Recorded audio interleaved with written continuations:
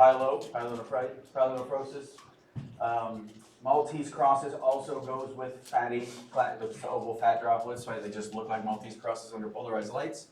Epithelial cells is very generic, so we don't know if they're squamous epithelial cells, it means contamination. If they're tubular epithelial cells, it's bad. And then waxy. What's the other one that indicates urinary stasis? Broad. That's correct, yeah.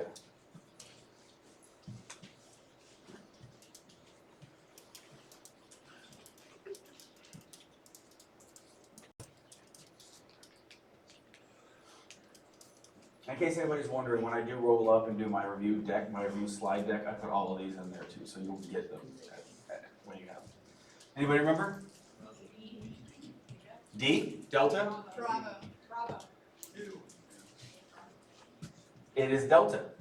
An increase in the ratio means the VUN number is going up. Now, I don't, you guys don't know this yet, but VUN will be held onto, creatinine will be excreted in excess when the kidneys are under strain, when they start to die. Intrinsic renal disease, that's when our creatinine starts to accumulate. So that means the creatinine is going to go up. So an increase in the ratio basically means the VUN number is going up and the creatinine number is staying relatively the same. All right? So really A and B are the same answer, if you want to think about it that way, okay?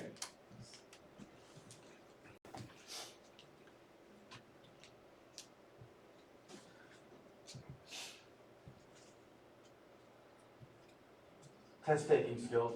Vascular. Which one of these things has to do with something vascular? Huh? Delta. That's right. CT angiography. Right? CT angiogram or MR, depending on the patient. Right? Talked about how renal arteriography is the gold standard, but we really don't do that. All right. So these choices, CT angiography is the right one. Good. Any questions about the last class of stuff before we get real today? All right. All right, fluids and electrolytes. We're going to talk a lot about sodium today, a lot about sodium. So you're going to see this class, we're going to go way into sodium, a lot about potassium, calcium, and you're going to notice I speed up when we get to phosphorus, magnesium, and all that crap. All right, so we really need to understand sodium. And we're not going to talk too much about treatments in here. A lot of times we'll talk about the problems and the issues and the pathophysiologies, but it'll be something from another class to deal with why or how you treat that. It's going to be treat the underlying disorder. So what we're really focused on in here is one, the overt electrolyte abnormality, two, the body's response to it, and the kidney's handling of it, right? And we've already talked a little bit about it, very, very briefly, about measuring fractional excretion of electrolytes or urinary excretion of electrolytes to see if the kidney is responding appropriately to the given circumstance, okay? And one thing that's really important to understand here is, especially when we get into the sodium, we need to think about it as a net movement of water and not necessarily as a net movement of sodium itself, okay? And just so everybody knows, I tend to flip back and forth and use the colloquialism of salt. If I say salt, I'm talking about sodium, okay, you guys? Just so, and you're like, oh, what is he talking about now? So I'll say salt follows water, that kind of stuff. I'm talking about sodium following water, aldosterone, right? We talked about that a little bit.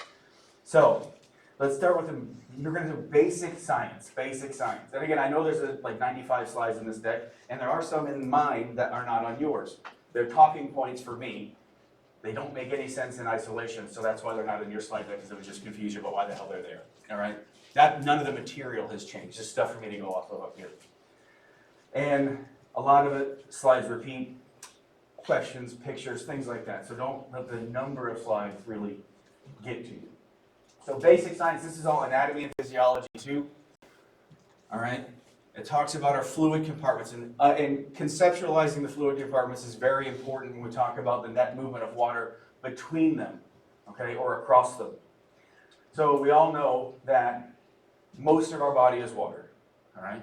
But the compartmentalization of that water is where we start to think about the electrolyte disorders and what they have an effect on. And really, what do they have the most effect on? Cellular edema or cellular crenation, right? If water is moving into a cell, it swells. If water is moving out of a cell, it shrinks or crenates. Most cells don't like change very much. The grumpiest old men of all cells are what? Neurons. Really don't like change, right? You can't shrink or swell a neuron very much. You can't change the temperature too much. You can't change or alter its food supply too much, or the patient has overt and very serious symptoms, okay?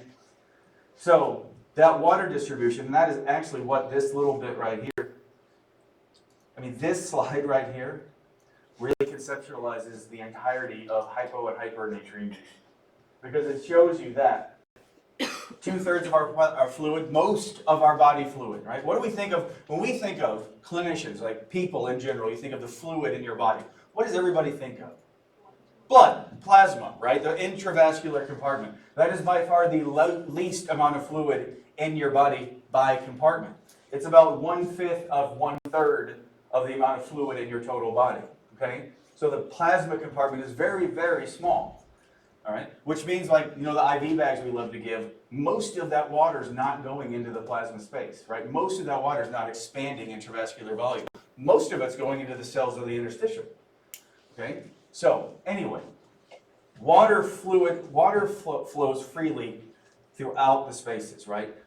Through the intravascular space, the interstitial space, and the intracellular space. So water can move freely throughout those three spaces, no problem, right? You guys have talked about the third space. Does everybody know what the third space is? It's the interstitium. And the interstitium is what? The space between the cells. It's just the space between the cells, right? So when we talk about third spacing of fluid, it's not in the cell, it's not in the plasma, it's somewhere else where it really kind of doesn't belong in excess, if you will. All right? So knowing that water flows freely across the capillary or vascular membrane into and out of the cell is important, and freely across the interstitium and the capillary, okay? This has a decent highlight too. So we're talking about extracellular water here on this side, and the majority of it is sodium. So sodium becomes our main mover of water because it exerts the force. And there's going to be a lot more than just this one slide, so if you're not following yet, hang on. Inside the cell, our big driver is potassium. So we have our major intracellular cation is potassium, major extracellular is sodium. Okay? Let's blow this up a little bit. These boxes represent the fluid compartments in your body. Okay? Sodium also flows freely between the two extracellular compartments. What does that mean? That means between the interstitium and the plasma, water and sodium both flow freely across that membrane, across that capillary membrane, okay? Now when we're talking about between the outside fluid and the inside fluid, consider sodium to be stuck in the extracellular compartment. So sodium considered to be stuck outside the cell. Is it? No. But for the purposes of conceptualizing hypo and hypernatremia, just conceptualize it as being locked outside of the cell. Okay, does that make sense to start with? Now we have then potassium locked inside of the cell. All right? And that represents this sort of thick red line here, the solid red line that things aren't moving, besides water, really aren't moving across those membranes, okay? And that's just that right there. If you can think about that, sodium can move between the intra and extracellular space, right, on the interstitial fluid side, but it can't move inside the cell. That is what's driving water either into or out of the cell, because our main driver of these fluid shifts is sodium. Does this make sense so far? Everybody? All right. So let's talk about some even more of the chemistry concepts, physical chemistry concepts, if you will. So osmolality and osmolarity. In humans, there's about a 0.5% difference. So essentially they're identical measures, all right, in the human body. One is a much more practical measure than the other, but mostly what you're going to hear is osmolality. Now technically what osmolality is, if you want to conceptualize it, is the amount of salt, let's say, dissolved in a pound of water. And that's not really how we measure fluids, right? Volume-wise, we don't really think about net weight, right? We think about osmolarity is more clearly conceptualized as the amount of salt dissolved in a liter of water, right? That makes more sense to us in our brains. To me, it does to me at least. Does that follow? But again, the good thing is that in humans, they're essentially identical, okay? What you will get on a lab measurement is osmolality. with an L, all right? And osmolality can be either measured or approximated with a formula that I'll show you, all right? Why is that important? Because it's important that you know what the labs mean, okay? And what is really the osmolality, osmolarity? What is it talking about? Give me a layman's definition of it. Yeah, the concentration, exactly. The amount of stuff dissolved in your blood. Really, that's what it boils down to. And the most important of that stuff, as I keep harping on this, is going to be sodium. Because sodium now becomes important in tonicity, which is the third one down, which is the ability of something to drive water away from it or pull water towards it, right? Now, go back to what I just said. Sodium's locked outside the cell, but water can move freely. That is how, tonicity is how fluid compartment shifts happen in between the intracellular fluid and the extracellular fluid. Does that make sense? Because that very seemingly basic concept, really, if you can conceptualize that, then you can understand really what's going on with the whole hypo and hypernatremia picture. Okay? This last little bit here is what I just said. Tonicity determines cellular hydration. Right? That is the wrap up of what I just said. So depending on the tonicity of the fluid, the cells are either going to shrink, or they're going to swell, or they're going to remain the same. This is essentially, we've all heard these terms: hypertonic, hypotonic, isotonic, right? And so we understand that that's a relative term. It's a measure of tonicity of one side of a barrier to the other side, right? So, let me go back real fast. Effective osmoles, we're going to discuss what is that. I know it's in bold here, I didn't mention it. We're going to discuss what that means. Effective osmoles means exactly what I'm talking about. It means it's something's ability to remain on one side of a barrier and create water shifts. If you have something like, let's say, urea as an example, it also moves freely across the cellular membrane, so it can't really exert a water shift because it itself will move to diffuse into an equilibrium. Does that make sense? Okay. So hypo, hyper, and hypertonic. What we have talked about is, in this, I'm sure what you've talked about mostly regarding these terms is exogenous fluid that we give to patients, right? In relation to the plasma compartment, right? We talk about giving an isotonic fluid. What does that mean? It's the same. It means the fluid we're giving is approximately the same amount of stuff dissolved into it as our blood does, right? So it has about the same osmolality, the same tonicity as our blood, right? We give that just for routine fluid expansion. What is a hypertonic solution? Higher solute. So it's like salt, right? We give a head of starch or something like that, which is a hypertonic fluid, or we give 3% normal saline. What is that supposed to do? That's supposed to be hypertonic to our plasma, which is then going to do what? Pull water into the plasma compartment to expand the volume, right? And a hypotonic solution is opposite. We give a hypotonic solution that's going to push water into the cells. Okay. So think about that. Now in this class, we have to think about not only in the relation of from the outside to in our plasma, but the plasma compared to the cell. Does that make sense? What I just said? Okay. Same concept, it's just two different things that we're thinking about. We're thinking about it in a different way. All right? So, visual description. What you see here, semipermeable membrane, okay? In this case, let's talk about it. Let's pretend like that is the cell membrane. Water flows freely across, right? Water is diffusing across. Osmosis is occurring to create homeostasis. The salt isn't moving this way, right? These little dots aren't moving this way. The water is flowing over here to create that fluid shift, which creates that osmotic pressure. That is what tonicity is. Does that make sense? Okay? And that's essentially what's happening when we have too little salt on one side, too much solute on the other side. This is a picture essentially of cellular edema. Okay? And it conceptualized even more here on this side because now it shows the three compartments side by side by side. All right? So sodium in the green box moves freely across the capillary wall, but it doesn't move into the cell space. Okay?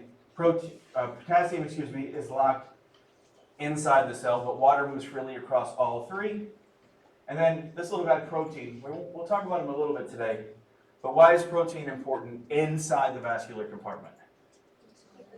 Oncotic pressure, right? Oncotic pressure. It holds water, attracts water to it. So when somebody becomes hypoalbuminemic, they don't have enough protein floating around, because really that protein they're talking about is albumin. Then that water starts to trickle out. That's third spacing, right? Okay? That's one of the reasons for third spacing. You guys have talked about in cirrhosis. Remember, the ascites associated with the cirrhotic patient. Okay? Okay. Has everybody got that just sort of baseline stuff? Does that make sense so far? Okay. Good, good, good. And if it doesn't, this is the reason why I do this class early, so that you have the longest amount of material, time to interrogate this material and come up with questions and things that don't make sense. So that's why I do it early up, okay? It gets easier from here, I promise. All right, so simple slide, very simple slide. Look at serum electrolytes to determine how much stuff is in our serum. Look at urine electrolytes to determine how much stuff is in our urine. You guys probably haven't talked a whole lot about evaluating urinary electrolytes, but because the kidneys make pee, we do talk about it a lot in here, okay? It's a separate lab, of course, right? You have to order urinary electrolytes. It doesn't just come on a urinalysis.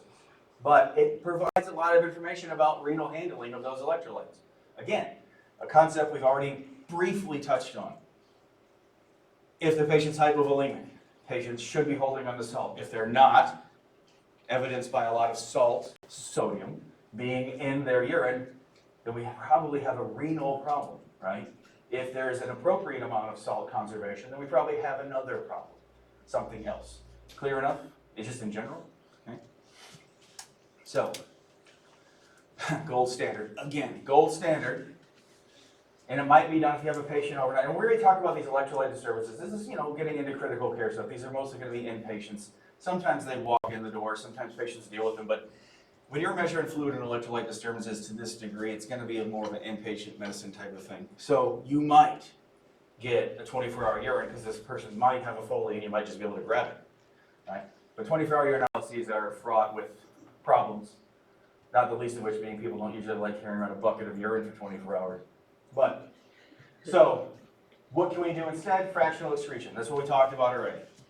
Fractional excretion of electrolyte X, whatever it is, sodium, potassium, what have you. You can do this for any electrolyte that's excreted in urine, which is all of them. The one on the bottom there is an example of fractional excretion of sodium, okay?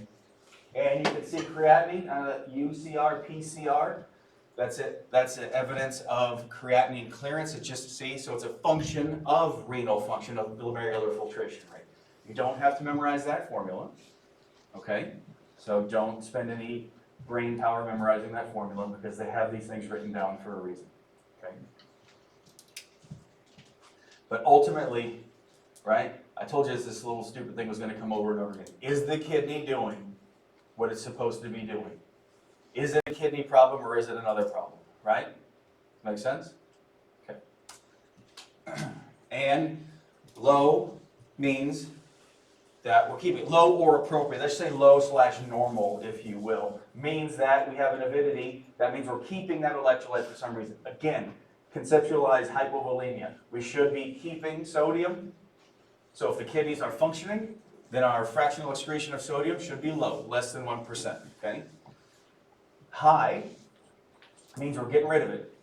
In a given clinical circumstance, maybe that makes sense, but in this case, hypovolemia, if we're losing sodium, that's inappropriate for the given clinical circumstance. That does mean intrinsic renal disease. Is that fair enough so far? All right. So, just to conceptualize further, osmolarity and osmolality, just this is our normal solute. This is our normal, right? It'll be given to you, but I just need you to remember this for the purposes of the next couple of slides. 285, 295. If you remember the number 290, you'll be with me, all right? Tonicity, again, I beat this to death. Tonicity, things that are not readily permeable across membranes, right? It's locked on one side or the other, essentially, right? Potassium inside the cell, sodium outside of it, okay? Sodium is the major extracellular cation. So the point of this is that the main driver of our physiologic plasma osmolality is sodium, okay? I'll show you what I mean. Don't pay attention to anything besides the white box for right now, because I'll make it clear in a minute. That is the formula. I told you osmolality can be either calculated or directly measured. You can order a direct osmolality measurement, and it can also be calculated. Okay, and it's important that you know which one is which. But look at the formula, right? OSM means osmolality. What did I say the normal value was about? 290. I said, remember 290. What is normal sodium? Anybody off the top of their head? 135, 145. Say 140 because that's easy to multiply by 2. 140 multiplied by 2 is 280. So 280 of the 290 of the stuff dissolved in your plasma is sodium. That's why it's so important as far as sodium balance for fluid shifts into and out of the cell. Does that make sense? Okay. Now look at this. Glucose, another one. You guys have already talked about diabetic ketoacidosis, and you guys have already talked about hyperglycemic, non-ketotic hyperosmolar state, right? So step back, so we don't have any ketones yet, but we're getting close. So we're talking about glucose 6, 7, 8, 900 divided by 18. That's still a pretty big number that contributes to tonicity. So we got to think about glucose a little bit here for one of our hyponatremias, right? And then BUN, what's your normal BUN? 20, right? Maybe, right? Divided by 2.8, that's contributing 10, maybe less. So it doesn't really move anything. It's really an ineffective osmol. Most of the time if you see effective osmolality, a lot of times you won't even see the BUN portion of that calculation on there. They'll just chop it off, okay? The other important thing to realize here is that hyperglycemia can cause water shifts, but hypoglycemia isn't going to. Why? Because if you have 0 glucose, first you're dead. Second, 0 divided by 18 is 0, so that doesn't contribute any movement of water. Okay, so hyponatremia will move the scale quite a bit. Hypoglycemia will not. Hyperglycemia will. Fair so far? All right. And back to this. The reason, briefly, don't spend a whole lot of time thinking about osmolar gap. All right, this is a step beyond. This is a lot of stuff in here that I will tell you what it is a step beyond this class and our purposes here.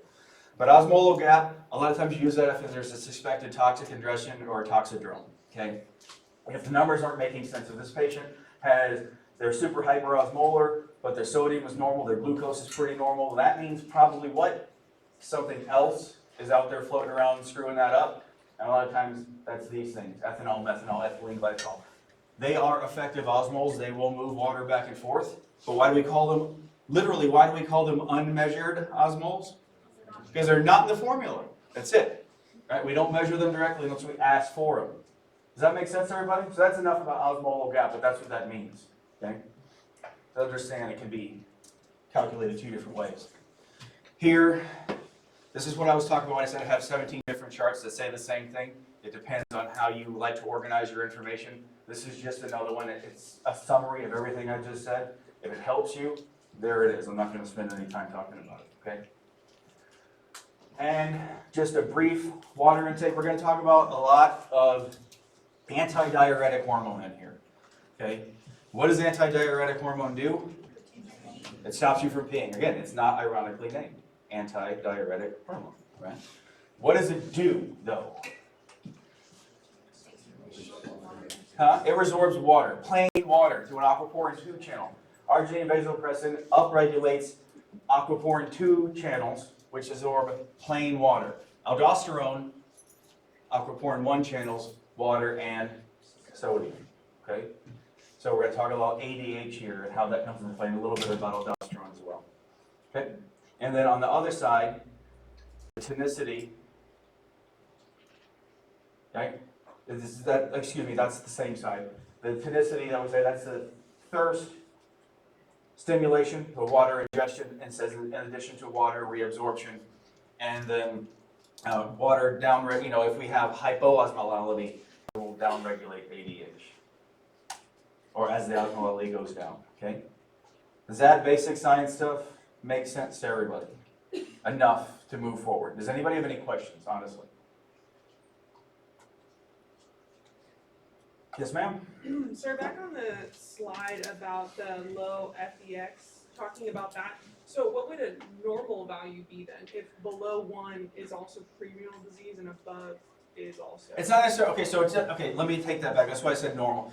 And for the purposes of in here, it would indicate pre-renal disease, because I use, most of the time when I'm talking about fractional illustration, I'm talking about it in light of an acute kidney injury, okay? So in light of an acute kidney injury, if we have a patient that has a low fractional excretion of sodium, then we're saying that kidney is still working, even though something's wrong. Does that make sense? Yeah. So I'm sorry about that, that is a good point, I should probably clarify that. So, less than 1%, we're supposed to be maintaining sodium in general, not really supposed to be wasting a ton of sodium, but it's in the light of renal disease. Does that make more sense? Yes, sir. Okay. Any other questions? All right, let's talk about it. Sodium. So this is not a real formula. This is a way that I think you can conceptualize it. Just another way to look at it is that plasma sodium. Because really, when we're talking about fluid and electrolyte disorders, where are we talking about the problem being? How do we measure electrolytes in general? A blood test, right? We look at the serum electrolytes. We draw blood and we see how much crap is in it, right? But really, what we're worried about is plasma sodium. So plasma sodium is kind of a function of your total body sodium and your total body water, okay? Because some of your sodium could be floating around in the interstitial space where it doesn't belong, right? Some of your sodium could just be wasted, and it's really a function of where the water is in those water compartments, right? So it's a reflection really more of total body water than it is sodium. And that's all, back to the first thing I said, it's more of a water problem than it is a salt problem, okay? Here we go. So just general, and again, you don't have to remember normal values because I'll give them to you, all right? But as we go down to severe, like people in mild hyponatremia, you'll see mild hyponatremia quite a bit. They really don't have too many problems. Right? It's not super severe, it's not or super intense, I guess I should say. Not a lot of mental status changes yet. And really, when we talk about hypo and hypernatremia, that's what we're talking about. Water going into and out of the neurons. So what do you think we're going to see? Mental status changes. And if you see mental status changes, just to make you more comfortable about this, let's say you're working in an emergency room, and you see somebody with mental status change. Is salt disorder going to be the first thing that comes to your mind? No, 1,000 other things are, right? So how are we going to know that this patient is hyponatremic? The lab will tell us, right? So be reassured that that's the first step in all of these problems, is that we have a lab that tells us the patient's hyponatremic. All right? Honestly, it wouldn't be the first thing on my differential diagnosis, altered mental status. I'll just tell you that much. It'll be on there probably. I mean, not really. I mean, I don't know. Anyway, so, but the real thing that's weird here is this. Because if sodium is the main driver of tonicity, you would think that all patients who have low sodium would be hypotonic, right? It's not necessarily the case, right? And it would make probably more sense that most of these patients would be dehydrated, but that's not also the case either. So there's these weird permutations here, and that's what we're going to spend the next amount of time doing, okay? You're going to see this, I could do the whole thing from this, right? But we're not gonna, because I have some other ways to do it for you. But this is going to be an invaluable table for you, because it really wraps it up very, very nicely. Most things current are, good to bad-ish at best. This is an actually very good one, okay? So number one, hyponatremia. What did I just say? We know the patient's hyponatremic because why? The lab told us, okay? So we have a lab. First step in evaluation of hyponatremic patient, get a lab and see if they're hyponatremic. Second step, serum osmolality. So if you don't have it, get it or calculate it, okay? That's it. That's the second step. It's just plain and simple. So now we have two labs that get us down to the rest of this chart. That's why they're so critical, okay?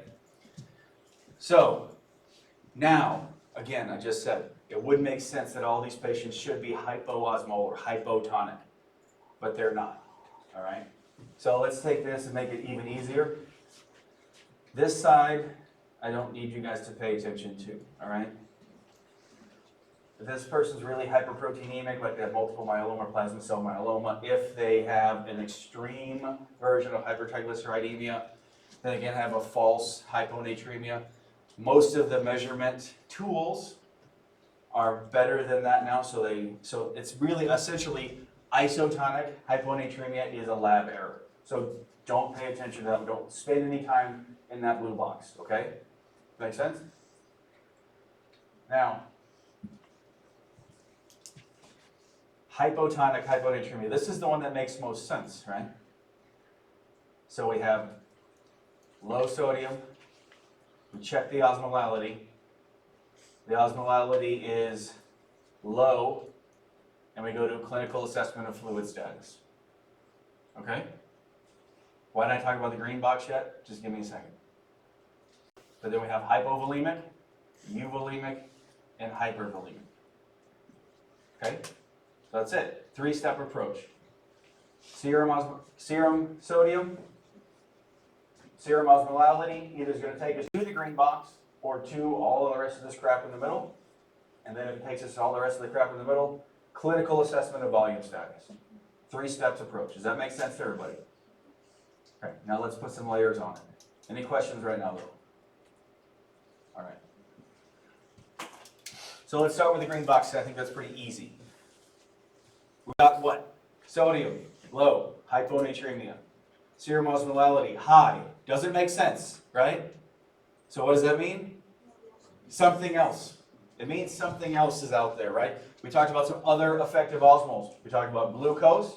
We talked about other big molecules that can move water around, that are locked in one compartment or the other, right? So if it's not salt, it's something else. So hypertonic, hypoglycemia, or hypotonic hyponatremia, think something else. And what is that something else most commonly? Glucose, exactly. This is a non-ketotic hyperosmolar or hyperglycemic state, okay? Or frank DKA, potentially. And that's exactly what it is. The other one that you see on here, mannitol. You guys know what mannitol is used for? To reduce intracranial pressure. How? By sucking water out of the cells, right? So if you're given too much, essentially, let me explain the mechanism of why this causes a hyponatremia, because this isn't a salt problem. What I just said. It's a dilutional problem. It's a translocational problem. Something else is pulling water out of the cell into the intravascular space. Thereby, when we take a sample of our serum, the sodium is diluted. It's not truly low. It's just low because we have something else pulling water into the intravascular space. It's a translocational hyponatremia. Does that make sense? Okay? Because the tonicity, remember, let's talk about this. We have either an unmeasured osmol. The question was, how does it create hypertonicity, high tonicity? Because it's something else. Remember that formula. Glucose is still in that formula. If your glucose is 6, 7, 800, that's going to move that number. Even though it's divided by 18, it's going to move that number quite a bit, right? So you're going to be hypertonic. Because remember that normal range of tonicity is 285, 295.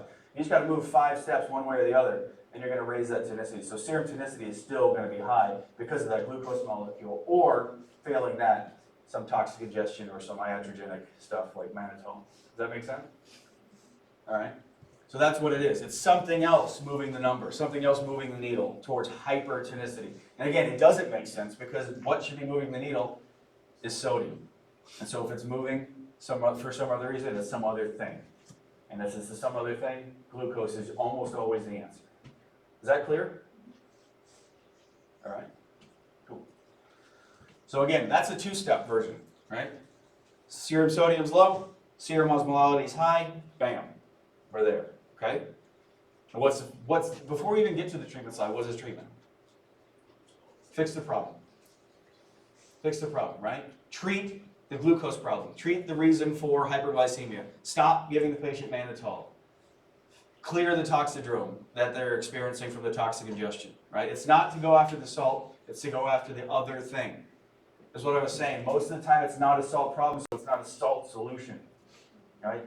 Infrequently will we give hypertonic saline, infrequently, okay?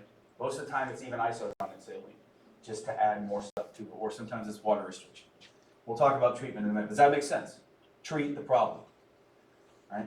Sodium isn't the problem, glucose isn't the problem, treat the problem, the water goes back where it's supposed to, and the sodium imbalance resolves itself. Fair enough? Okay. So that's it. That's what I just said.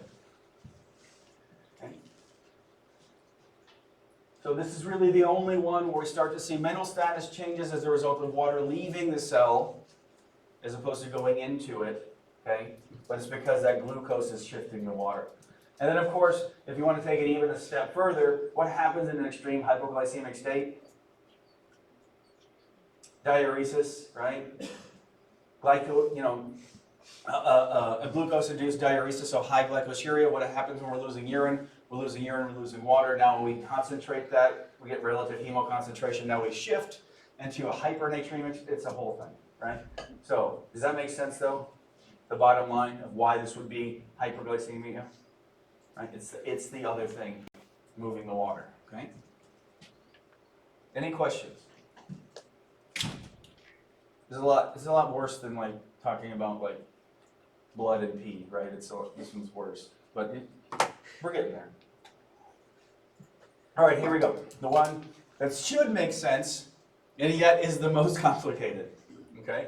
This should make the most sense because if you have too little sodium in your plasma, you should have a low osmolality, right? Because you don't have as much stuff in your plasma. But now we get into the bear of clinical assessment. Third step, clinical assessment of volume status. So what does that mean? Hypovolemic. What does the patient look like? Sure. Dry mucous membranes, decreased skin turgor, dry, right? Not producing all the urine, maybe they're oliguric. Hypervolemia, swollen, third space, ascites, fluid overload.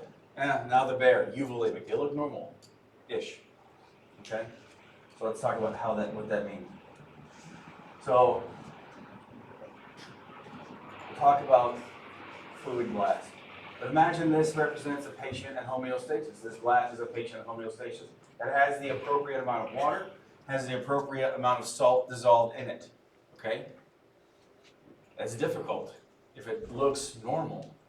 But this sort of, the reason I put this stupid glass here is because it conceptualizes it. If you pour water out of it, can you see that there's not enough water in the glass? Are there enough physical exam properties that you can detect that tell you that this patient doesn't have enough water in them? In most cases, if a patient is truly hypovolemic? Yes. Right, there are. So it's clinically, I don't want to say obvious, because literally nothing is obvious, right? Nobody follows the book. But does that make sense why I would say it was relatively clinically clear? That you could see that this glass doesn't have enough water in it. Vice versa, you fill this thing up to overflowing.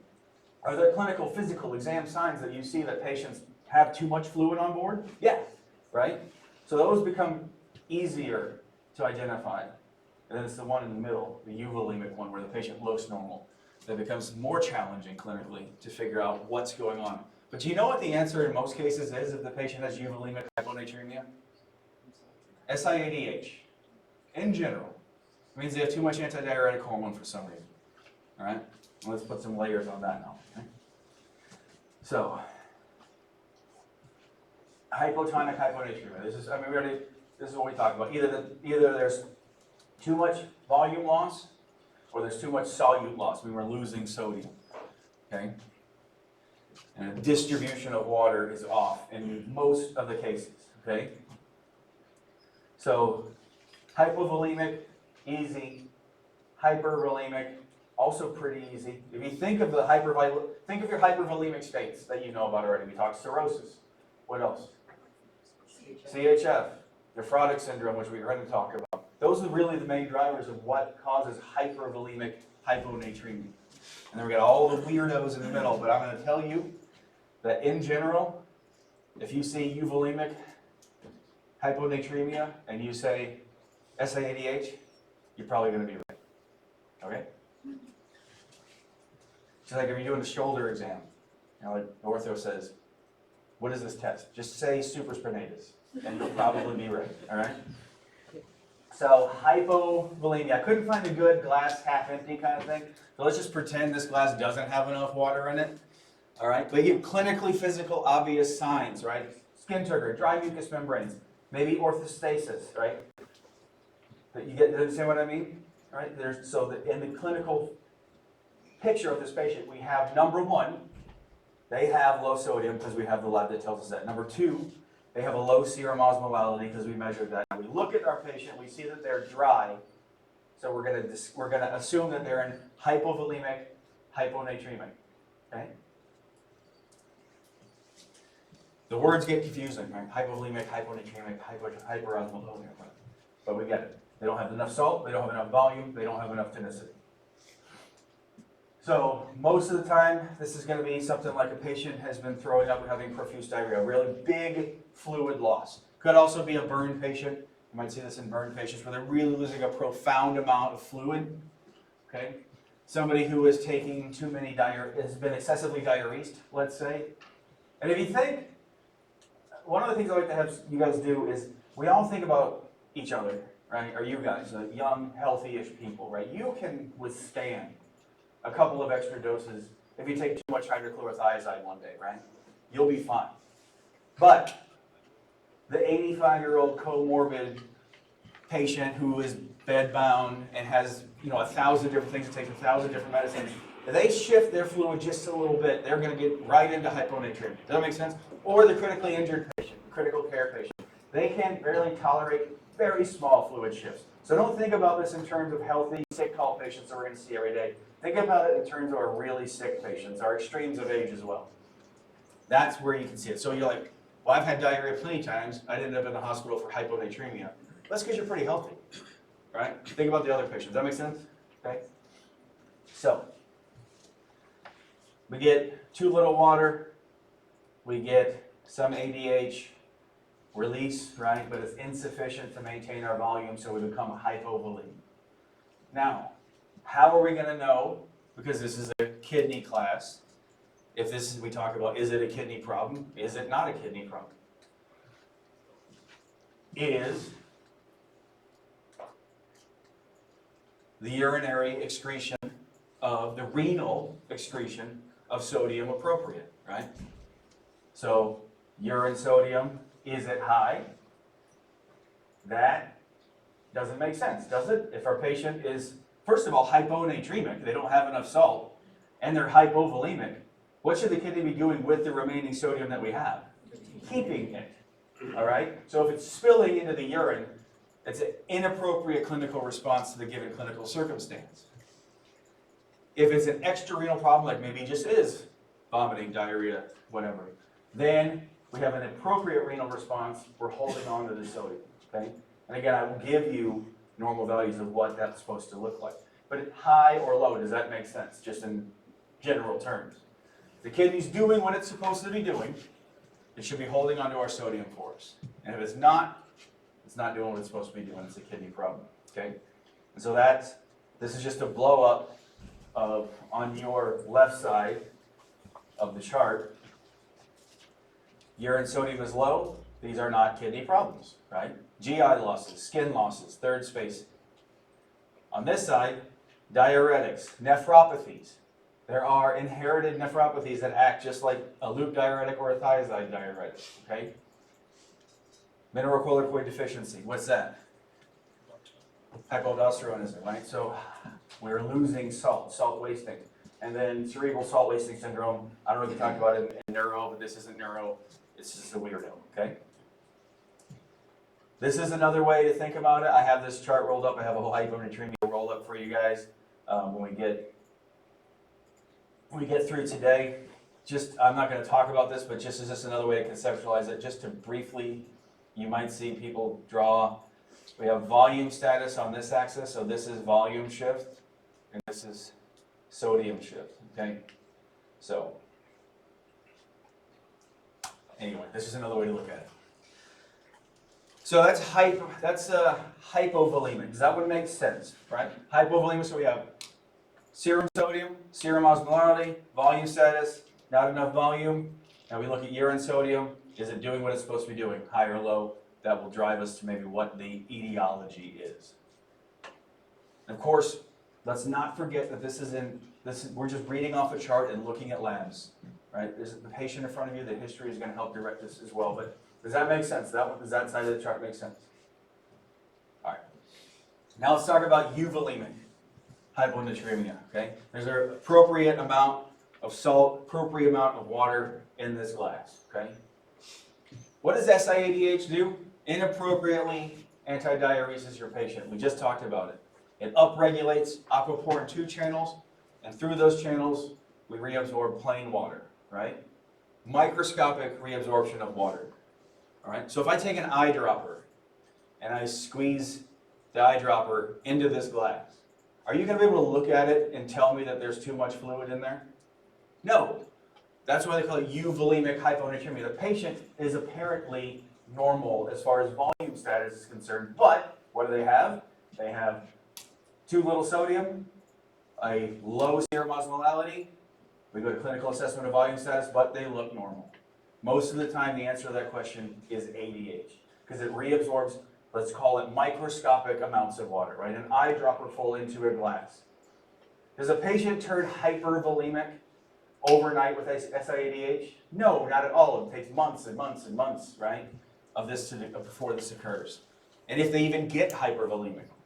So what we're talking about now is a relative increase in free plain water with the same amount of salt, right? So we haven't changed the amount of salt in the glass, but we technically have put more water into it. That's why the patient is hyponatremic. Does that make sense? Anybody? Yeah? Okay.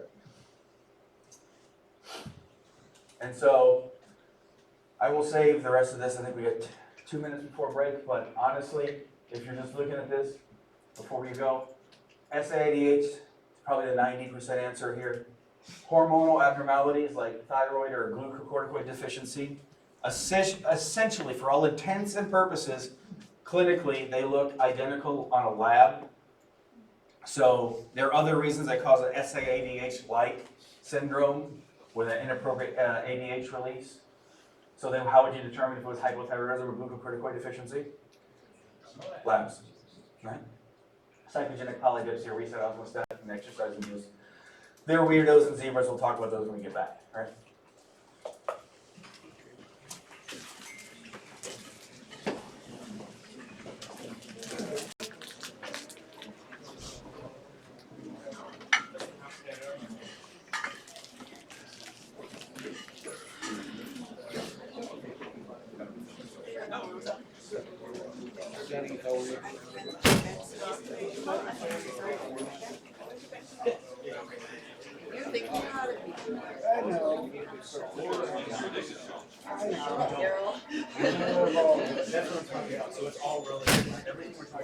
Don't mess with our addictions. Addiction's secret is what that means to drive water into or out. So we're not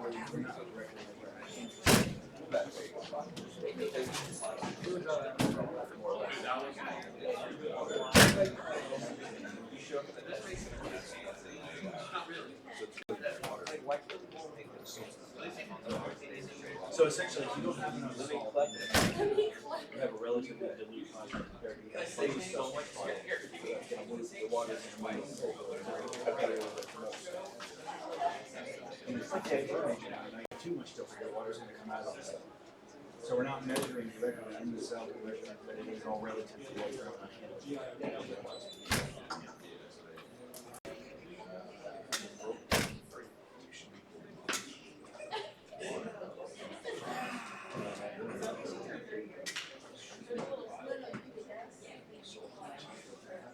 Yeah, you're going to have really concentrated urine on SIADH. Yeah. Yeah. Hopefully, we'll know if you're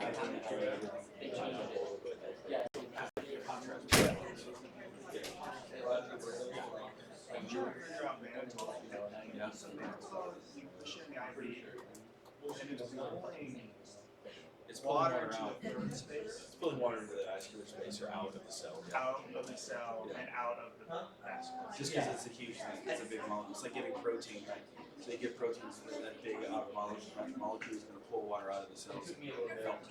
Like cerebral edema. Okay, but it's not necessarily going into the vascular space, right?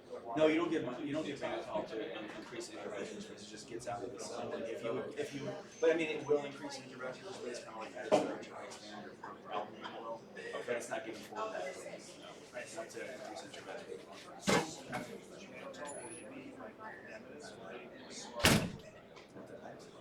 Oh, not. I was going to think. If it's pulling out of the cell, it has to be in the vessel. So would the vessels be full of water now?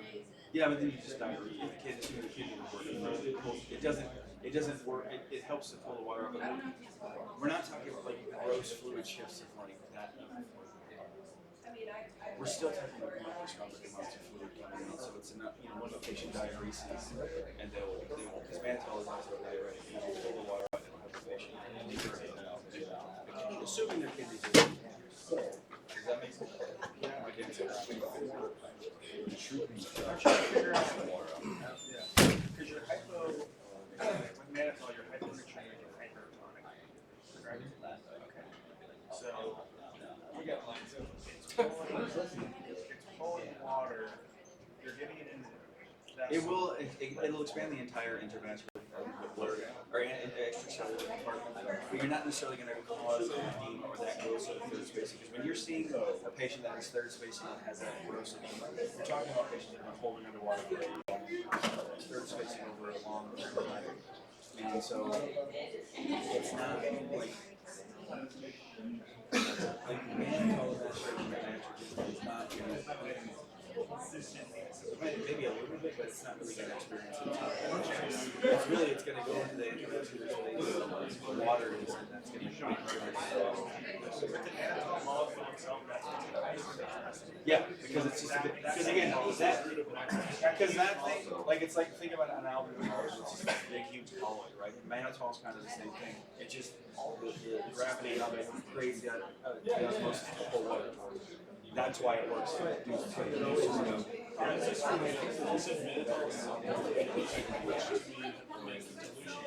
Yeah. The mannitol itself, right? So what you're going to have is you'll have so your serum osmolality Something else. something else going on. Yeah, I should do Okay. You got your Something else. Yeah.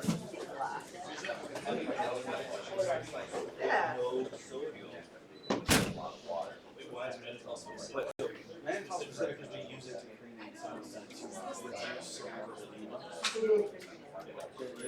So there are other or I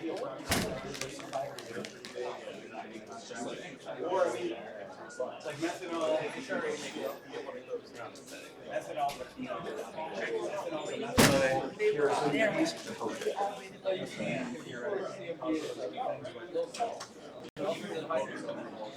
not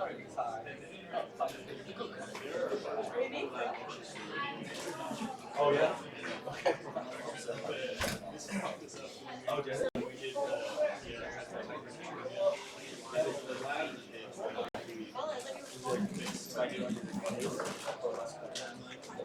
oh, I want to make sure I'm on the right track. All right. Okay. I gotta run the right track. Oh man. Let's talk about your.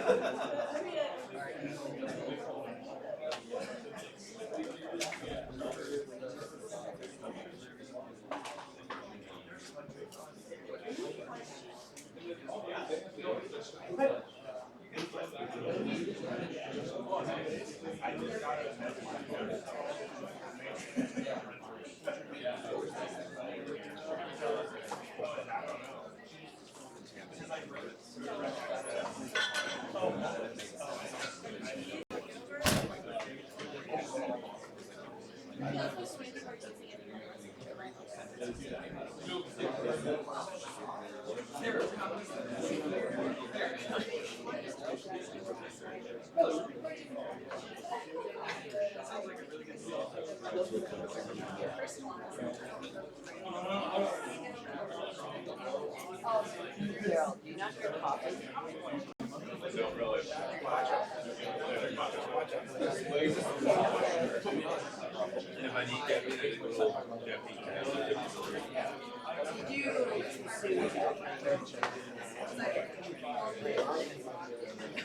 I'm not drinking both of these today. They were on sale.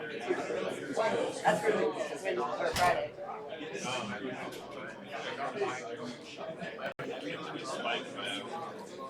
I did too, actually. I'm not somebody who's actually really good for sitting. I think it's also fun, to be honest. But like, if I don't do this, like I find myself thinking about everything besides what he's saying, which I think you seem to combat that with that. But I did actually try that one day, and I did not write that. I don't know what you write. I don't. Now I make like a shell that I'll fill out later. Oh, that's a good idea. I actually like that. That's smart. I can't keep up. I can't do it all. Yeah. It's really smart. I was wondering how you were doing this. Like, I was sitting there like, there's no fucking way. Trying not to do a part. And he said, make the shell so I go back.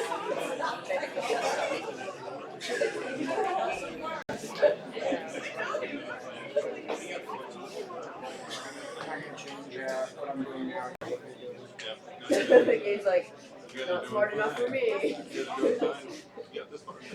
They're so smart.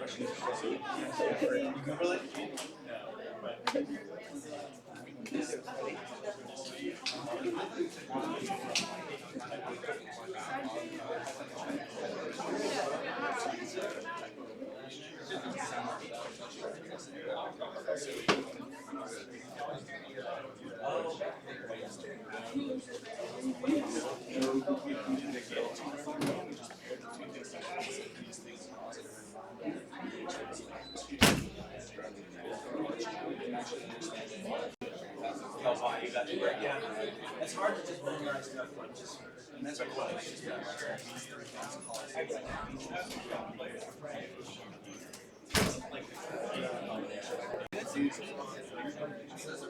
And it's funny because it is true. I used to think, I didn't even mention that because I do have a lot of science. If you just memorize, okay, this means this, that's fine. This background helps a lot of people.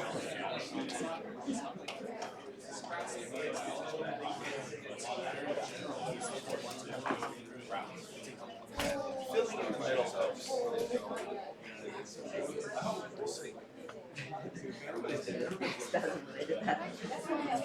Nobody, there's no stragglers. Doesn't happen to me very often. I was beginning of everything. All right, everybody. Hello, hello. So, I was just reminded of something. I do, just so everybody knows, right? There's two different ways to approach this. If you just remember the chart and you say that this means this, that's fine. If you can go from step A to the clinical outcome and just memorize the two together, that's gonna be okay. But I I try to fill in the middle as much with why is it happening or how is it happening, because a lot of people, it helps them tie the two together more soundly. So if you're confused by all the extra science stuff and you just want to be like, I just want to know that this means that, you can do that. But the middle part, I think, helps a lot of folks who think less linearly than that. So anyway, you have any questions from the break, or on the break? Or are you just like, holy shit, I don't want to think, well, I just got to pee because I don't want to do it all day. That's where I was. All right, so, all right. Let's put a couple things on here, and then we'll get past hyponaturing and finally. So, antidiuretic hormone, you know why it's secreted, right? We're trying to increase the volume. All right. So, either hyperosmolality, or hyperosmolality, right? With too much stuff, so the body senses that our serum osmolality is going up. We need to dilute that with some water, so we increase that free water retention, decrease our urine output. Also, it happens in states of low effective arterial volume, right? Meaning that if you have like a a great deal of third spacing, which we're talking about in hypervolemic states, then you have an ADH secretion based on relative hemo concentration. So SIADH, you guys talked about that, I'm sure ad nauseum with Ms. Hellier, right? Okay. So the cure is going to be treat the SIADH, but again, think about it. We're absorbing free water through upregulation of aquaporin 2 channels. So even though the relative amount of salt in this patient in that glass is staying the same, the amount of water in them is increasing, which is going to lead to a hyponatremia, all right? Clinically, obviously, the patient's going to look fairly normal. All right, you guys know what are the associations for SIADH, like lung cancer commonly, just cancerous neoplasms in general cause it quite a bit. So if you think malignancy, if a patient has cancer, they might have a paraneoplastic syndrome, and SIADH is often one of them, okay? This is just a list of things that you find at SIADH. Do not break your brain with this. Don't spend too much time, or don't spend any time with it. How about that, okay? It's on a list in the book for a reason. And this is not endo. So, hormonal abnormalities, like I said, thyroid and cortisol deficiencies will lead to something that essentially treats like an SIADH. So it's an inappropriate ADH secretion. So if you just look at the lab, we get all the way to the urine sodium excretion, it's going to look similar. Then if you measure the antidiuretic hormone, it's not going to be increased. And now we think maybe it might be cortisol or thyroid. So again, another layer of labs. And it's just depending on the patient in front of you, okay? Psychogenic polydipsia, I don't know if you talked about that in psych, but it essentially is just that, somebody who drinks liters and liters of water a day, it is truly a psychogenic polydipsia. My dog has it. Anytime something changes in the house, he does laps and then runs and drinks a whole bowl of water and throws it up, so. So we're talking about somebody who's really over diluting themselves, so they're completely bombing their system with free water, not electrolyte-rich water, and so now they have a dilutional euvolemic hyponatremia. But again, they're not going to push themselves into hypervolemia because it's hard to drink yourself into hypervolemia. Unless you're drinking alcohol, then you can totally drink yourself into hypervolemia because you'll have cirrhosis. Anyway,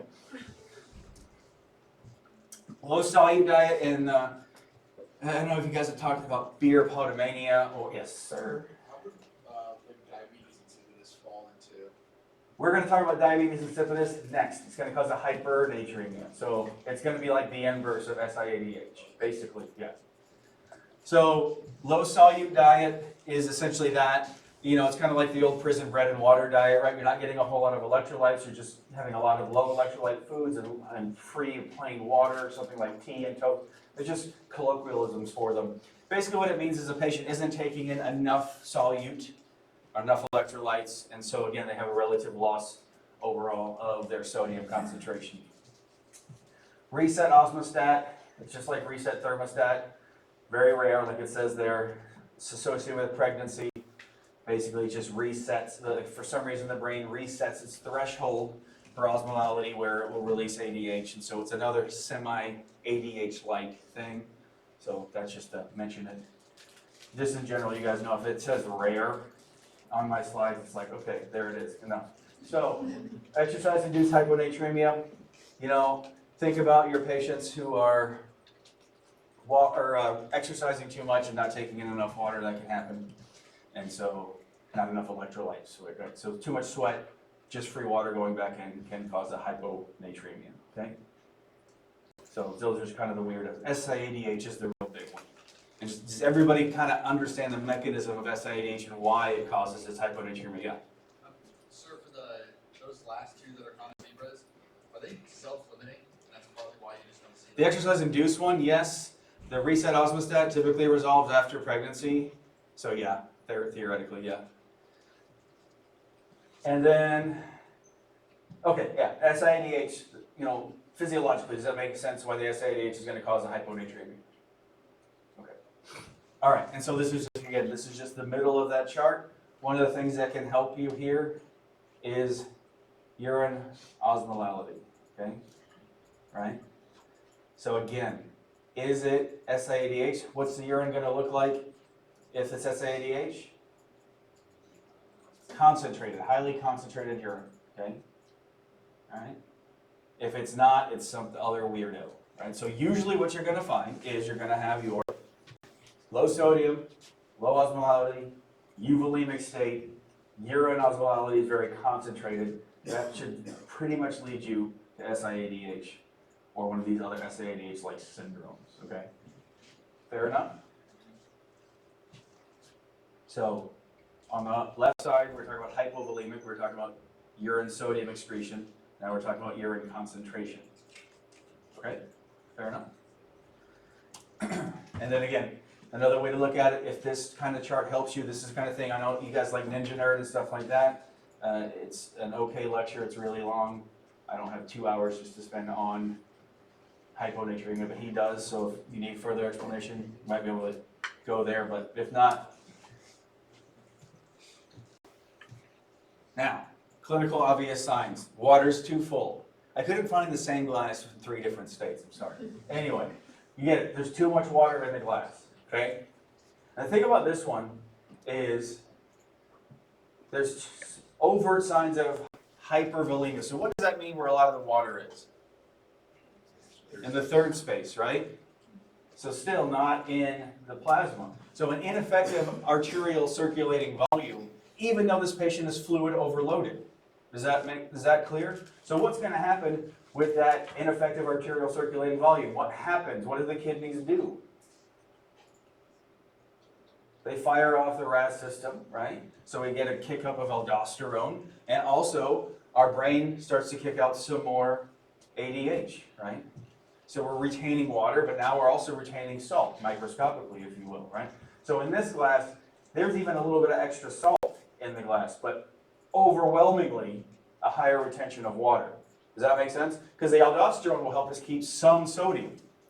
But overwhelmingly, when you have the third spacing, you have the ADH and the aldosterone effect, you're going to have an overwhelming increase in water in relationship to sodium, and that's going to lead to the hyponatremia. Does that make sense? All right. Okay? And that's exactly what we talked about in the States. In cirrhosis, what's the cause of it? Low albumin production. The liver is shutting down. Okay? The liver is not doing what it's supposed to be doing. Okay? Heart failure, well, you guys have got that ineffective arterial circulating volume. You've got third spacing of fluid because of a pump problem, right? A pump problem. Nephrotic syndrome, also a loss of albumin, but that is a renal loss of albumin, so you're just peeing it out. That's why nephrotic range proteinuria is a ton of protein in the urine, right? And advanced renal disease, mostly because of ineffective tubular secretion and reabsorption. The tubules aren't doing what they're supposed to be doing. Kidney can't handle it anymore, so now you have an overload of fluid. It's another thing that happens with advanced renal disease. Okay? And again, like I said, microscopically, we might retain some sodium, but we are retaining far more water than we are retaining sodium, okay? And overall, the net effect is hyponatremia, okay? So, edema to stents, recovery. Again, what would give you the key, right? We've got low serum sodium, right? Low osmolality, clinical assessment of volume status, too much volume. How would you maybe determine between some of these? Labs, more labs, exactly. What might tell you advanced kidney disease? Something we already talked about. Creatinine. EGFR is going down, creatinine is accumulating, something like that, right? Now, here's the real rub in reality. It's going to be that easy when we talk about testing and PANS and stuff like that, but in reality, what happens when the kidney and the liver and the heart all start to fight? Everything's all effed up, right? So it's really hard to determine that between what started the chicken and the egg. Is it renal disease because of heart disease, so on and so forth. So it becomes a lot muddier in reality. But for here, if you start to see labs that go with one or the other, that's what we're looking for, because that's the level of granularity we need. Okay? So, any questions about the 3 different volume states for the hypoosmolar hyponatremia? Everything sort of makes sense. I know this is a lot. I really do. I know this is overwhelming. And it's not over. But does it make sense right now? All right. So, okay. General signs and symptoms are gonna be because of what? Cellular edema. All right, water's going into the brain cells where it doesn't belong, so this patient's gonna have vague neurologic symptoms, working their way to stupor and coma and death. Okay? Because if your brain swells too much, what does it do?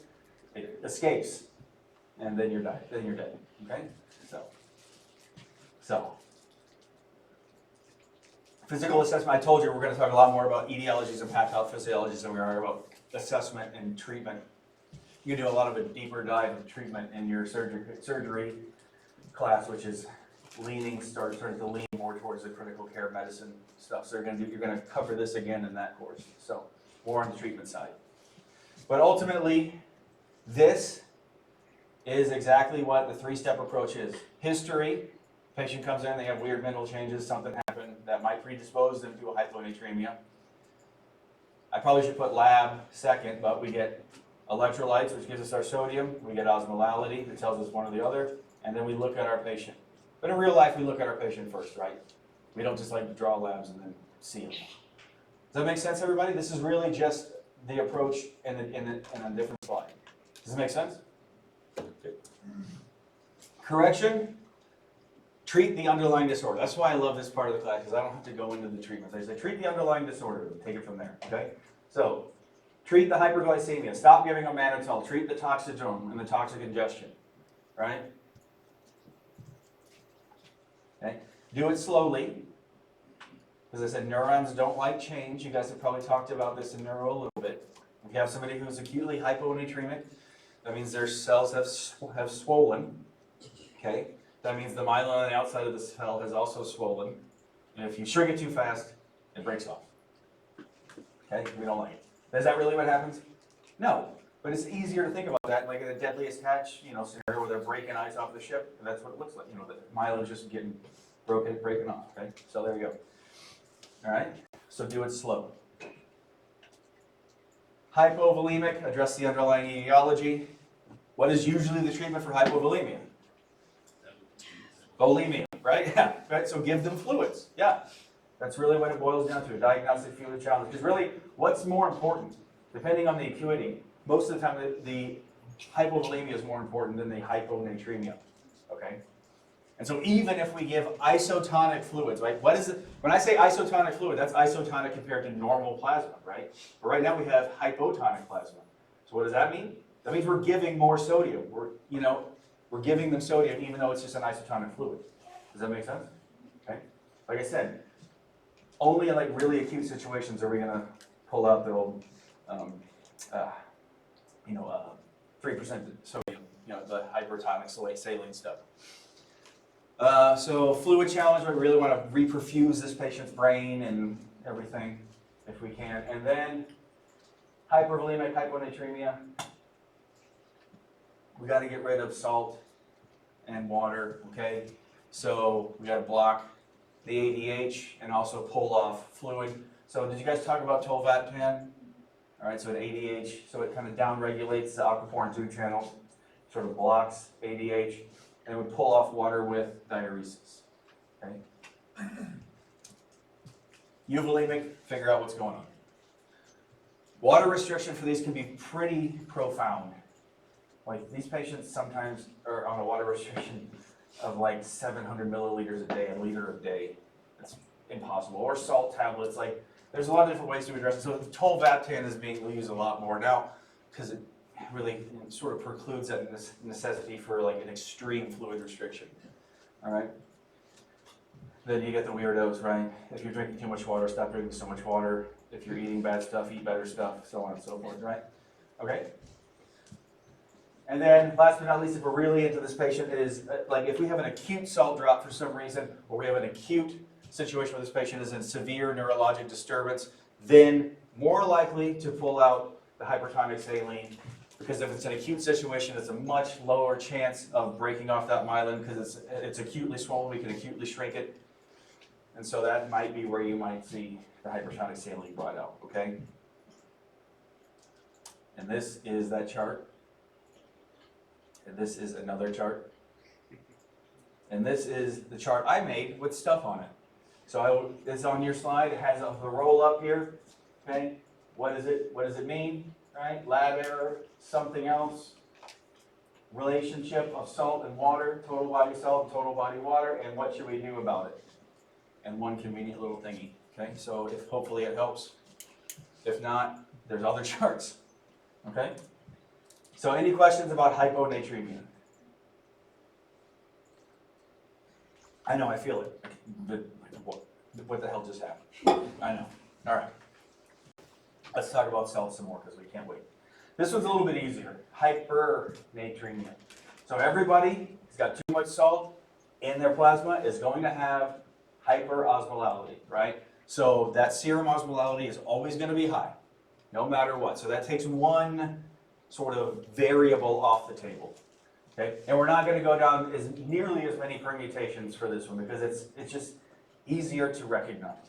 What do you think is going to happen when you have cellular crenation in your neurons? Vague to serious neurologic symptoms. Again, right? Not probably going to be on the top of your list, but how are we going to find out this patient's hypernatremic? Labs, right? Okay?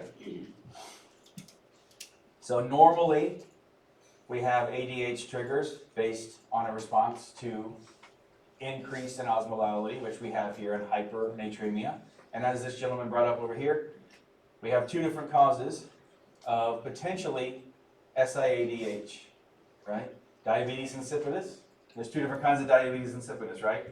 There's either a decreased production or renal insensitivity. DI is the opposite of SIADH, right? Okay, so what are we going to have? What's our urine going to look like? Dilute, very dilute. So we're wasting a lot of water. Relative hemoconcentration kicks into a hypernatremia. That's essentially the mechanism here, okay?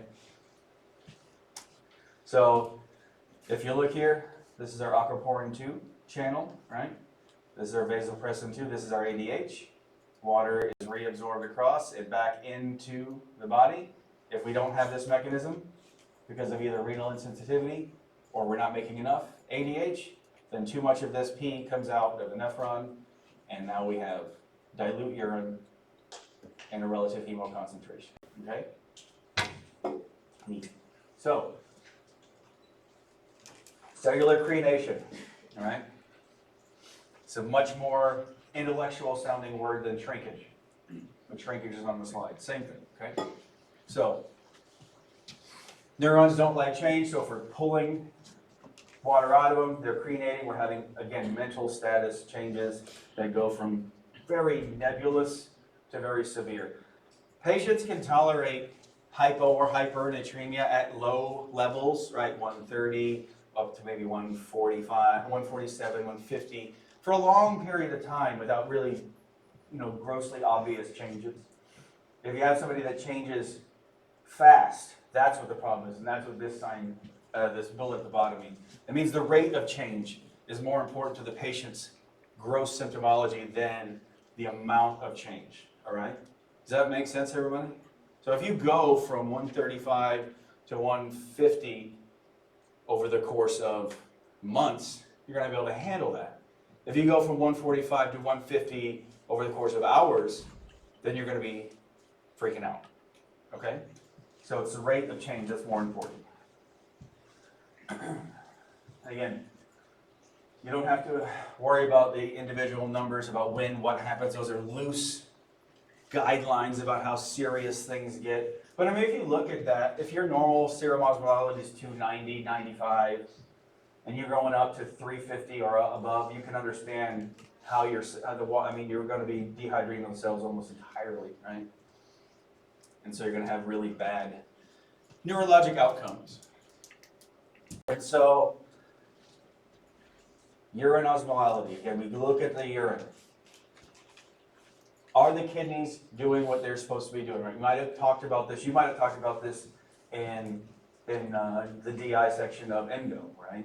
So are the kidneys doing what they're supposed to be doing, right? Is it a renal loss or is it a non-renal loss, right? So if it's a renal loss, then what's going to be happening?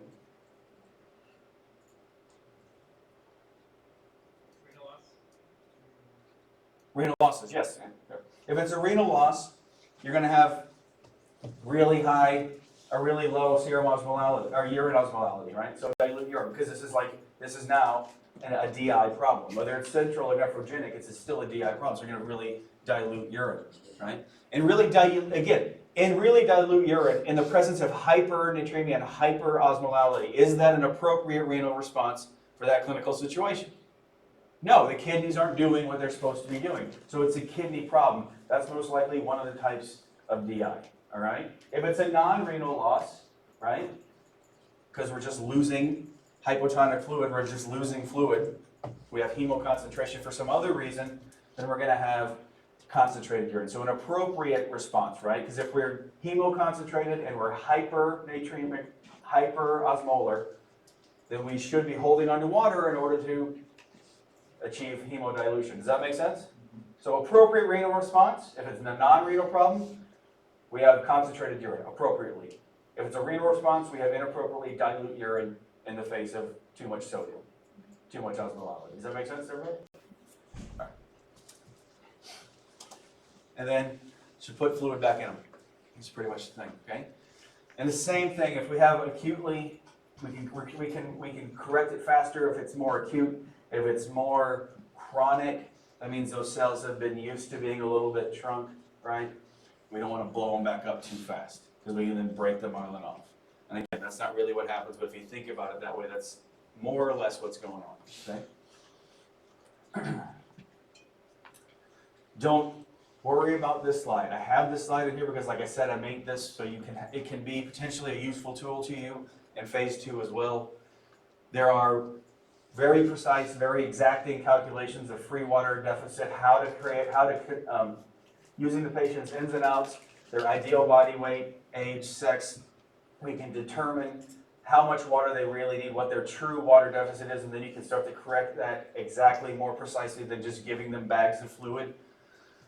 You don't have to know that or how to do that right now, but this is the fact that that calculation does exist. Is that fair enough? So when you get to this slide, you're like, holy shit, I didn't even talk about this, and there's so much stuff on here. Don't look at it. That's why I didn't talk about it, okay? This is just for your later enjoyment, if you will. So, hypernatremia with hypovolemia. What's the problem with hypovolemia? Again, volemia. Give them volume, okay? And isotonic fluid. Same concept, different way to think about it, right? So we have a real hemoconcentrated, real hypernatremic sodium in the plasma, right? If we give them what should be an isotonic solution, that is relatively hypotonic to the current plasma state. So even though we're actually putting in a little bit more sodium, we're still diluting it out. Does that make sense? Okay. Water ingestion, free water is good. 5% dextrose in water, does anybody know? That's like surgical water, more or less. You have 5% D5W, the body will metabolize that 5% dextrose, and then what are you left with? Essentially free water replenishment, all right? So that's why it's used a lot for this. And then, again, mostly it's treatment with water and then pulling up, because we have to correct the sodium problem and the volume problem. So with hypervolemia, I know this is all we're going to talk about, the different volume states. Again, with hypervolemia, it's very similar. Fluids and diuretics. Get rid of the excess fluid, the third space fluid, I should say. Make the kidneys draw that water out and get rid of it. All right. And there you go. There's the 7-step process for hypernatremia. Notice I didn't go through this. So again, it's just something that exists. I need you guys to understand this. But if you want to really think about it, determine sodium balance, that's the lab. Call somebody who can do this for you. Give them fluids. All right? This is critical care. This is critical care hypernatremia, so don't worry about it. Don't worry about this slide. We're not going to go down 7-step pathways. Does that make sense? All right? Recognize it. What? Vague neurologic symptoms. Got a lab. Too much sodium. What is it? Let's see what the urine is. Is it concentrated or not? It's probably DI or it's probably something else. Is that easier? Okay. Any questions about our friend sodium? You guys are going to notice the pace pick up a little bit here. Because I know you guys have talked about potassium in other classes. And that's not to say that I don't care about potassium. I do, but I don't care about magnesium and phosphorus. I'm just going to tell you that right now. So, all right. Any questions for real? Any questions? All right, you guys. I told you. Tomorrow, 4 hours with me. I can't wait either. All right, but tomorrow we put a bow on the hard stuff and we start to move into actual kidney pathology. It's a little bit easier. Okay.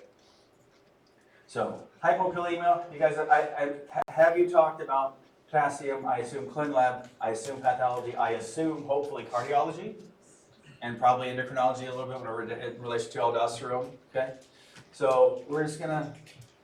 I mean, truthfully, there's no magic to this in this class any more than there was in any other.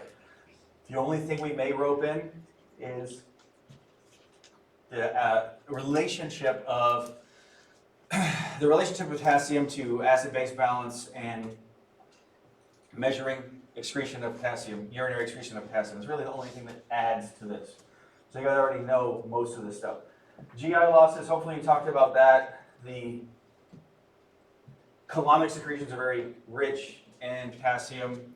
So if you have a profound diarrhea, you can lose a lot of potassium through diarrhea, also in vomiting, okay? It's not really common that this is an ingestion problem like the tea or toast diet and that kind of stuff. Because primarily this potassium is intracellular, right? So there's enough reserve where we can pull it out if we have to. So the other thing is for hypokalemia, so our loops and our thiazides versus ACE and ARB on the hyperkalemia side, okay? Now, can anybody explain this one to me? I mean, I can explain it, but can anybody explain it now? Hypokalemia in the presence of acidosis suggests a profound potassium depletion. What do you think? Why? What happens in acidosis? Potassium moves into the cell. That's what I heard. I think, yeah, trading it, exchanging it. In order to maintain ionic balance and try to raise that pH from an acidotic state, an extreme acidotic state, a lot of times what we'll do is we'll take hydrogen, which is H+, right? Hydrogen ion, we'll move that into the cell and we'll bring potassium out of the cell, okay? Now, if you have a patient who is acidotic and they still have low potassium, that should tell you clinically that they don't even have enough potassium in their reserve to shift out in exchange for hydrogen ion. So that's a really profound hypokalemia. Usually what you will see in acidosis is hyperkalemia, a false hyperkalemia, because of that ionic shift. Does that make sense? It'll make more sense tomorrow. Hopefully we're going to do acid-base tomorrow. So just understand that what the body tries to do is shift that hydrogen ion in, which is acid, in exchange for potassium. So if you can't make that shift because you don't have enough, you really don't have a lot of potassium at all, even in the intracellular space, which we were saying earlier. We don't typically measure the intracellular electrolytes directly. This is one thing that gives us a hint about the state of the intracellular electrolytes. Yeah. So, mild, a lot of things sort of slow down. Weakness, fatigue, tetany, low, flat T waves, right? All that kind of stuff. U waves, depressed, sad. All right. So, essentially, the only thing that this slide, let me just, don't memorize this. Understand that the reason why I even bring it up in the renal is because electrolytes are going to fall under technically the renal section of the pants. But because if you need to determine a renal from a non-renal cause, you can measure directly urine potassium. Don't worry about what normal is. Don't worry about the rest of the stuff. The same for actual excretion stuff and the same urinary electrolyte measurement stuff that I talked about with sodium applies to potassium. Is that fair enough? That's all I need you to remember. That you can measure urine electrolytes and fractional excretion of potassium if you are concerned if it's a renal or non-renal cause. Globally, what I want you guys to know is the stuff you already know about potassium. Is that fair enough? Does everybody get what I'm saying? Okay. So we got broad T waves, low, flat T waves. Everything's slow, right? U waves, like pushing down on the ST side, right? So this is a compare and contrast of hyper and hypokalemia. Like the EKG, I don't know if they tell you the EKG is a pretty poor indicator of actual true potassium state. So don't wait for EKG changes or else your patient might die while you're waiting for it.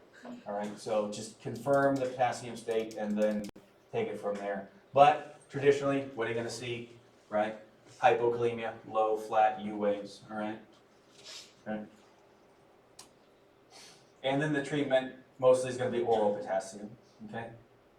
Oral potassium, so don't, there's no this part of that, oral potassium. I don't usually ask for a lot of doses either, because they have, doses are written down for a reason, okay? And like if you're treating me for hypokalemia, if you're an ERPA one day and I'm old and decrepit, or than I am now, don't like try to do this off the top of your head. Look up the potassium dose, okay? So I'm not gonna ask you that in here. So hyperkalemia on the other side, okay, too much potassium. Everything's excited, high T waves, right? All these different causes. This is the inverse of what we just talked about, right? So we're shifting potassium out of the cell into the plasma, which is where we measure electrolytes. Now we have a false hyperkalemia, a true hyperkalemia, but because of something else, not because of an inherent potassium problem. Rhabdo, everybody know what rhabdo is? We'll talk about it in AKI. It's a cellular muscular breakdown, profound muscular breakdown, right? So we'll release of potassium from the cells in addition to the myoglobin and the other stuff that are released. Other places can happen, you'll talk about an ONC, which is tumor lysis syndrome, just a profound cellular destruction. It can happen with hemolysis. It can also, any lab people in here? Like you can have pseudohyperkalemia, like if you have a hemolyzed specimen or a specimen that's been sitting around for too long and the cells start to break apart, their potassium will look crazy high, but then the patient's just sitting there in front of you, right? So their potassium is probably not 10. So always confirm or reconfirm true hyperkalemia before you just go running around with insulin and stuff and killing somebody. So I say that because an internal medicine resident did that one time. Like the EKG was stone cold normal, patient was stone cold normal. Guy had rhabdo and he had a shitty, sample, crappy lab equipment. His head potassium was like 12. And like here comes doc running at him with calcium and insulin and albuterol. I'm like, what are you doing? You're gonna actually kill him. Settle down, take another lab. We took a better lab and it was like closer to like 6, which you can handle. So I'm like, confirm pseudohyperkalemia, that happens in real life, right? And don't kill anybody. So genetic disorders that act on the kidney, chronic kidney disease, everything. Chronic kidney disease, just like put that in the bucket of every electrolyte disorder can be caused by it because nobody's, the kidneys, nobody's home. They're broken. Acer and ARB, you guys remember that? Spironolactone and others, potassium sparing. Just hold on to potassium. Okay. So where you really got to be careful, what I'm really going to harp on, because here's a prelude. Acer and ARB, if you are asked a renal question, the answer is usually about medication. What medication do you give for this renal problem blank? Acer and ARB is usually the answer, all right? But you have to be really careful with these chronic kidney disease folks because they can really accumulate potassium to a pathologic extent. All right? So in this case, things are more excited, right? Tall T waves, you guys know that? Tall peak T waves, yeah, there they are, everywhere. Okay, you guys have talked about that, I'm sure.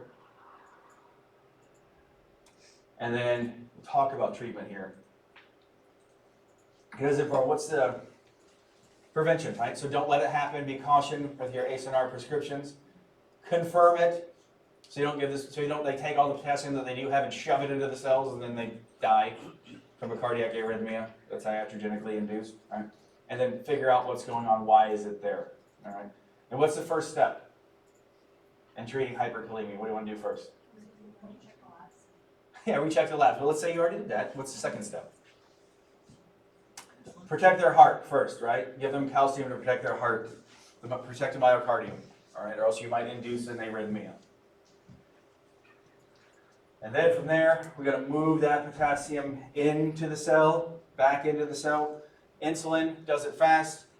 Like I said, beta agonists like albuterol will help nebulize albuterol. You could do one or either, or you can do either or both, excuse me, okay? And then depending on the patient's kidney state, depending on their ability to excrete potassium, or depending on the degree of hyperkalemia, you might have to actually pull it off with diuretics, dialysis, binders, things like that, okay? So just the 3-step process, but it's important. It is really very clinically important, and hopefully cards stress this to you, because EMED will. it's important to stabilize the myocardium before you go treating the potassium, or else you're really gonna cause more problems than the patient already has, okay? This is just a huge roll-up of everything I just said for hyperkalemia. Not really necessary to dig into that one too fast, or too much. All right. Everybody still with me? Okay. So calcium, here's where we start hitting the high points, okay? Here's where we should start hitting the high points. You guys are gonna talk about calcium ad nauseum in, we'll do chronic kidney disease a little bit, but really we're gonna hit calcium a lot is in women's health and also in hopefully ortho brushed on calcium for you when it comes to osteoporosis, osteopenia, and then onc really is going to talk about calcium a lot. Okay. Hypocalcemia. Was this mentioned at all in GI? So one of the most common reasons that you'll see a hypocalcemia is sort of a false hypocalcemia. You have to correct it for their serum albumin, because serum albumin, the way that calcium is typically measured in the lab is bound to albumin, right? So if you don't have enough albumin to bind, you'll have a falsely low calcium. So you have to correct for a patient's albumin state, all right? And so you can also, instead of doing that, you can order directly, depending on if you're concerned about the patient's calcium, free ionized calcium. So you can order actual direct measured calcium. So just understand that if you get normal CMP, you're going to get bound to albumin. So if the patient doesn't have enough albumin, you're going to get a false readout on that. Okay? Make sense? You guys remember Shelfstex and Trousseau? I remember Shelfstex cheek and Trousseau is like a tourniquet. That's how I always remember it. Yeah. Stupid ways to remember stuff. All right? QT prolongation and phosphate. These three guys, like you say, look at calcium, also look at their potassium, or excuse me, calcium, phosphorus, magnesium, also pay attention to their PTH. PTH should be something that comes to your brain, parathyroid hormone, when they're talking about calcium abnormalities, okay? And then they don't have enough calcium, what do you do? Give them calcium. There you go, all right? Here's a clinical pearl for you. If you have an old person with an unexplained high calcium, they have cancer. Until you prove that they just think that they have cancer, okay? All right? They go along for multiple reasons, all right? Otherwise, this is where you're thinking parathormones, right? It's too much parathyroid. Because what does the parathyroid hormone do? How does it increase calcium? Osteoclast, yeah. Blast build and class chew. So we remember that one. So, yeah, so increased osteoclastic activity, so you have too much serum calcium, and so yeah, if it's a primary hyperparathyroidism, that's easy, that's the easy button. Other than that, it's going to most likely be something along the malignancy line, all right? And then, again, takeaway. Investigate for. Okay, that should say better. Here's the culprit when you talk about malignancy. Is this guy right here, parathyroid-related protein? Parathyroid hormone-related protein. Essentially, is a paraneoplastic syndrome where the malignancy will secrete a PTH-like substance, which will increase the potassium to that same mechanism. All right, so you got to measure that directly. And then treat the underlying cause. Okay? So I know I'm going fast, but there's a reason. Fast phosphorus, all right? Let me give you the bottom line. If it's a phosphorus problem, it's probably advanced kidney disease. All right? Or some other weird collection of electrolyte disorders that involves calcium and magnesium. But an isolated phosphorus deficiency is odd, to say the least. Okay? So it's a step beyond where we need to be in this class, other than to say associate disorders of phosphate with disorders of the kidney, of the renus. So, again, and then it really boils down to if the patient doesn't have enough phosphate, you just give it to them. Okay. hyperphosphatemia. You see all of this is on one slide. You see where I'm going with this? You guys with me? All right. So, treat the underlying disorder. Okay? It's mostly the fact that the kidney can't clear it anymore. The only other thing that I can think of with phosphate is, what does the P stand for in adenosine triphosphate? Right? Oh shit, that's what it stands for. So phosphorus, right? If you don't have enough phosphorus, you can't make enough ATP. So then you have patients that have real energy problems, right? Real movement problems, disorders. Magnesium. Let's see. Here's magnesium in a nutshell. Eclampsia and torsades de pointe. All right. So that's where it boils down to. And again, isolated magnesium deficiencies are strange. Magnesium overload is usually a problem of the patient with advanced kidney disease that is taking too much magnesium-containing laxative, like milk of magnesia or some milk of magnesium, literally. Like an overabundance of exogenous magnesium and an inability to excrete it efficiently because of advanced renal disease. That's really what it boils down to as far as magnesium is concerned. So, electrocardiogram, right? What are you going to see? Torsades. What do you do? Give them magnesium. Everybody taking ACLS, or a lot of people taking ALS, ACLS, whatever. You know. I'm losing myself here. You get to the bottom of it. You get to the sodium stuff, and it's like, where are we? Right? So, but like honestly, hypermagnesemia.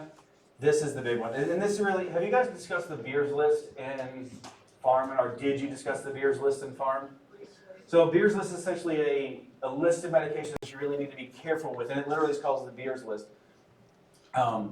Just for the nomenclature, a list of medications that you have to be careful with in the elderly, because the elderly have different physiologic parameters and things that can build up iatrogenic. So if again they can't clear the medication, it's going to build up in their system, and they can actually lead to a hypermagnesemia. So it's important when you're prescribing to a geriatric population that you consult that Beers list. And it's really important, honestly, when you're prescribing to either hepatic or renal population, that you consult with your clinical pharmacologist. Because they're going to be on 1,000 different medicines, right? But they can buy this one over the counter.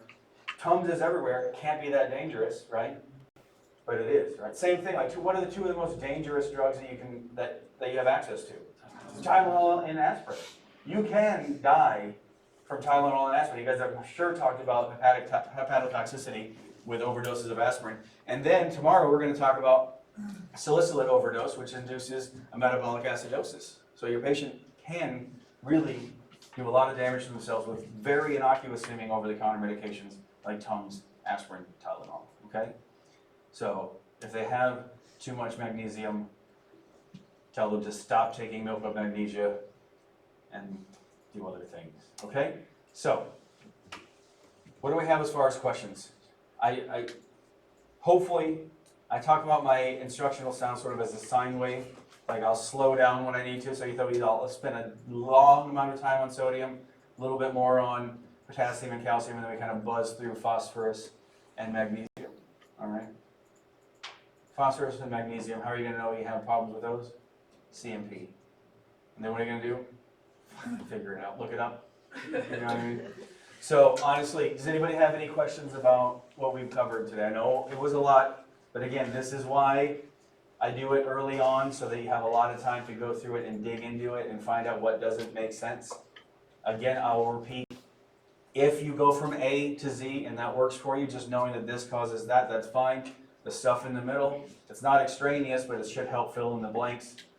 I'm going to put a hyponatremia roll-up that's like kind of just a 3-slide 1, 2, 3 that I'll put on the Canvas page right after this.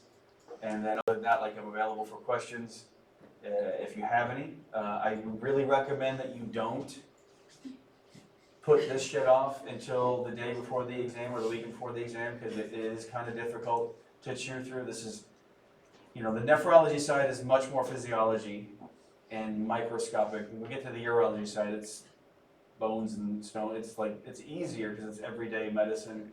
This is a lot more esoteric, if you will. So I just offer that to, even if you don't study it hard, just kind of look at it on your way through as we get to the exam, so that you're not trying to learn it all over a weekend, because it's going to be tough. That being said, we don't have any visitors from 23-3 in here, so it's doable. So, any questions? All right, see y'all.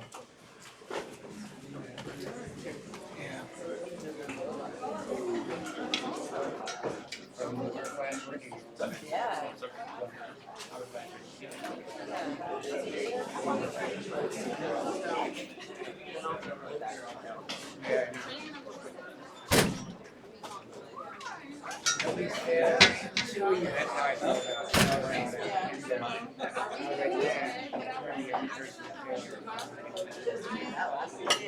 No, so what we're saying is like in this case, hypoalbuminemia, it's almost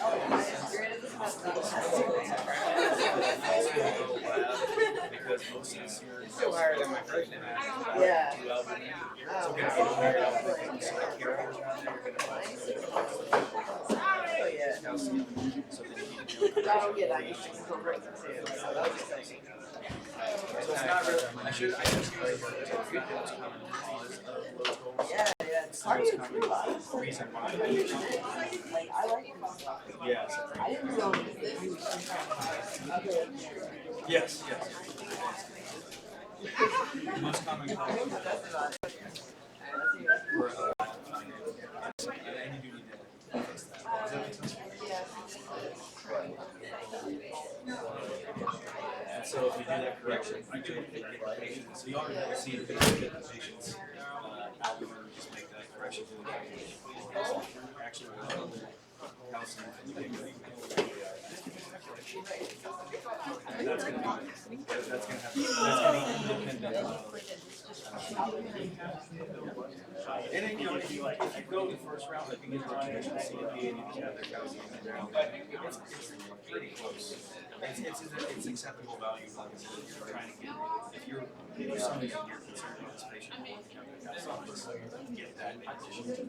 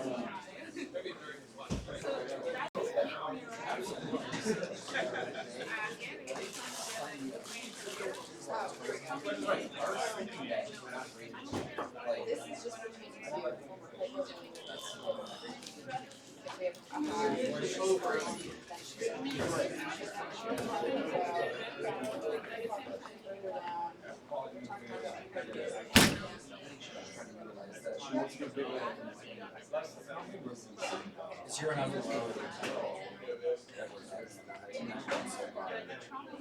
Maybe is that it?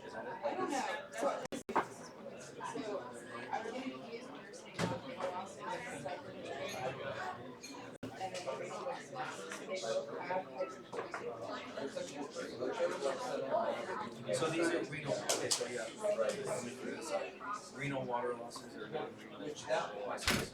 But if water, if the kidney, so appropriate response to liver or concentrated water. So because they're in this, yeah, so in this, so in this one, zero. Right. Zero. But it's treating the urine. That's what I'm saying. So, yeah, that's what I was saying. This is urine osmolality. It's off of Well, think about it and reframe my we're not, we shouldn't be, that's the problem, we should not be on. Right. If we're hyperglycemic, and so You are. it could be something else, because there are other reasons for sometimes remember that. Oh, you do.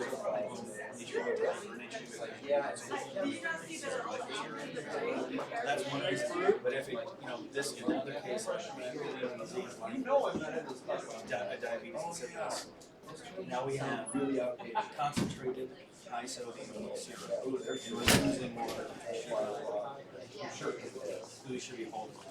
Okay. Is that I think I do. Yeah. I'll ask you another question. Okay. Thank you. Hey, sorry, I just had a question on like the resistation part. I know you're talking about. I think,